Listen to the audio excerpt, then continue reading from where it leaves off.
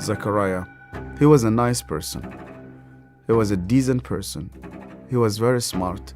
He was the only Christian in the whole of the school. And I hated him. Because I thought as a Muslim, I must be better than him. But he was better than I. We start to beat him every single day that we come to school. And we agreed on that night, we need to kill him. It was dark, it was cold, and we went ahead of him. And we were 5 of us. We climbed a tree and we waited there. And from far away, we saw that a torch coming. And the light became bigger and bigger as it approaches us. And the minute that he just went under the tree, we jumped at him.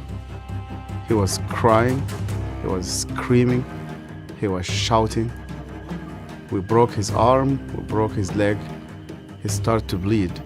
And because he started to scream and begging for help, I put my hand in his mouth so that no noise will come out of it. Similar when you are slaughtering a sheep, it's just shivering, and the others were beating him. I felt very proud. You were actually doing something for Allah. You want to please Him. And suddenly, he could no longer breathe, and we could not hear his voice.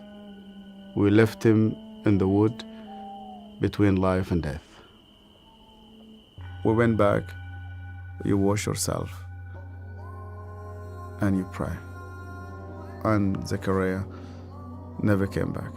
We've never seen him again. I was born and raised up in a very, very fanatic Muslim family. When I was a child, my father brought me to a Quran school. I was only 8 years old, and my father just dropped me there. They shaved my head. We sat in a circle. The shaykh sat in the middle of this circle, and he has a very long whip. I was forced to memorize the Quran. Every mistake that you do, this whip will just come right in the middle of your head.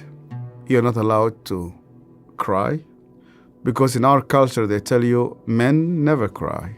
I was crying every single night. And they told me, you belong to the Islamic Ummah. And I started to hate people, to hate everybody who's not a Muslim. And I especially used to hate the Jews. So I was preparing myself to go and fight for Allah in the jihad. But every night I went to bed, and when we put the light off, I did not know what will happen with me if I die. My cousin was severely sick, and the doctors, they said he's going to die. They gave him only a couple of days. And one day came 2 people. They were Coptic Christians. And one of them wanted to greet me. And then I saw he had a cross. And then I pulled my hand back. I said, well, I'm not going to touch a hand with a cross. And then he said to me, we hear that this child is sick. We would like to pray for him.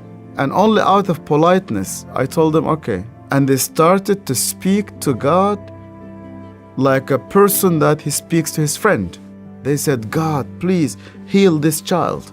The minute that they said Amen, this child opened his eyes for the first time in 4 weeks.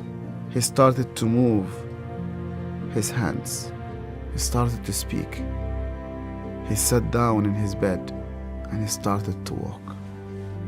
And one of those 2 persons who prayed sat down with me, and he said to me, you know what? The real miracle is that God wants to change your heart. Do you believe that Yeshua is alive? And I told him, yeah. Because according to the Islamic tradition, God took him to heaven and he's alive and he will come back one day. And he said to me, because he's alive, you can speak to him. That changed my entire life. I loved my family. I loved my father. I loved my mother, and I loved my community. And when I decided to follow Yeshua, my grandfather and my father said to me, "You are no longer one of us." They made a funeral. They invited friends and family. They brought a coffin to the cemetery, and they said, "Our son is dead." To be declared dead with no family, I said to God, "Where are you?" I heard this voice, and this voice told me, "You know that the grave where your name is written, you know that grave is empty." I went to Egypt for the first time after many years, and I was in a pastoral conference.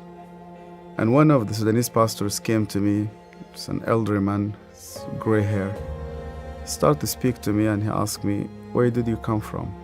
I told him my story. He started to cry. And then I asked him, "Why are you crying?" And he said to me, "Do you remember me? My name is Zachariah." And suddenly, I remembered him. The last time I saw him, it was in that dark night. I could hear suddenly the way that he was screaming, even though that was 25 years. Suddenly, I started to see his broken arm and broken legs. I started to see the scars which I caused him. I started to be full of shame. I was a bad person, yeah. I was terrible. So Zachariah looked me straight into the eye again, and he said to me, "Yasir, because you hated me so much, I was always praying for you." He opened his Bible, and the minute he opened his Bible, I saw that my name was written in the first page. I hated him. He prayed for me. On that day, God confronted me. He said to me, "Even before you start to think about me, I was thinking about you. To love those who hate you, you need someone whose name is Yeshua."